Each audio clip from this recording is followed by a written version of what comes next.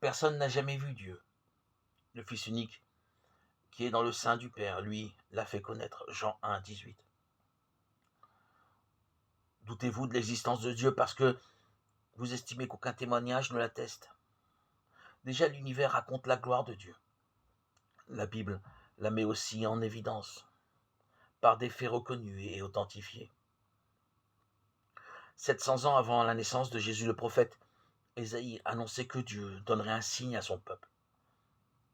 D'une vierge naîtrait un enfant que l'on appellerait Dieu avec nous, Emmanuel.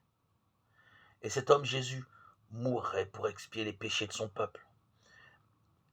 Ésaïe chapitre 7, 14, 53. Les évangiles nous rapportent que Jésus, accusé de s'être présenté comme le Fils de Dieu, a été crucifié.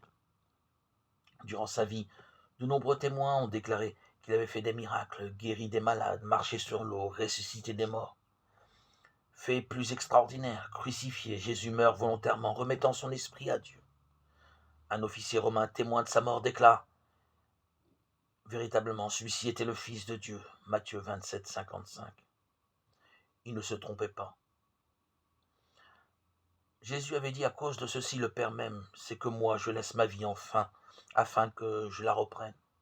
Personne ne me l'ôte, mais moi je la laisse de moi-même. J'ai le pouvoir de la laisser et j'ai le pouvoir de la reprendre. Jean 10, 17, 18. Oui, il a repris sa vie. On a trouvé son tombeau vide, 500 personnes à la fois et d'autres ont vu Jésus vivant. Certains ont même mangé avec lui. Ces témoins n'avaient absolument rien à gagner en déclarant ces faits. Bien au contraire, ils ont dû subir la honte et la persécution. Avons-nous encore un doute? Et si nous croyons Dieu, révélant Jésus, il sera alors notre Père. Nous supplions pour Christ. Soyez réconciliés avec Dieu. 2 Corinthiens 5, 20.